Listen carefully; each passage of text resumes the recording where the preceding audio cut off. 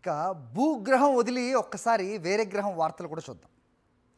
ఖగోళ శాస్త్రజ్ఞుల కృషితో విశ్వంలో మనకు తెలియని ఎన్నో విషయాలు వెలుగులోకి వస్తున్నాయి. భూమిపై కాకుండా వేరే గ్రహంలో విషయాలు వెలుగులోకి వస్తున్నాయి. జీవులు అక్కడ ఏమన్నా ఉన్నాయా, అందుకు అనుకూలమైన వాతావరణం ఉందా అనే అంశంపై చాలా కాలంగా పరిశోధనలు సాగుతూనే ఉన్నాయి.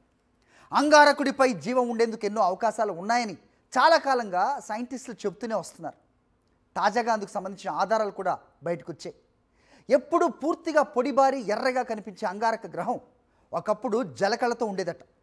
దానిపై గంగా లాంటి జీవ నదులు పొంగి పారేవట. అలా ఒకటి కాదు, రెండు కాదు, ఏకంగా 16 అతిపెద్ద నదీ వ్యవస్థలతో అరుణ గ్రహం కళకళలాడుతూ ఉండేదని తేల్చారు శాస్త్రవేత్తలు.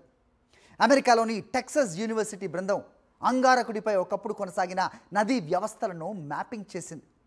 వందల కోట్ల ఏళ్ల కిందట కొండపోతగా కురిసిన వర్షాల ధాటికి అంగారక గ్రహంపై లోయలు, భారీ నదీ వ్యవస్థలు పుట్టుకొచ్చాయట. అవి ప్రస్తుతం భూమిపై తిరుగులేని జీవ వైవిధ్యానికి ప్రతీకలుగా వెలసిల్లుతున్న అమెజాన్ వంటి నదీ వ్యవస్థలకు ఏమాత్రం తీసిపోవని అధ్యయన బృందం చెబుతోంది. ఆ భారీ జలరాశి ఏకంగా మహాసముద్రాలుగా కూడా రూపు దాల్చాయట. అరుణ గ్రహంపై నదులు, లోయలు, అగాధాలు, పర్వతాలు తదితర చిహ్నాలతో కూడిన 19 వ్యవస్థలను గుర్తించారు పరిశోధకులు.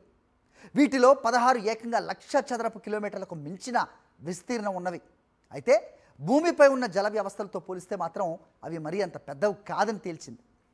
త్వరలో అంగారక యాత్రలకు సిద్ధమైంది నాసా.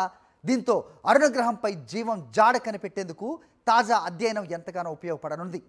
దీని ద్వారా అక్కడ ఏ ఏ ప్రాంతాలు ఆవాసయోగ్యమైనవో కూడా అంచనా వేయవచ్చని భావిస్తున్నారు.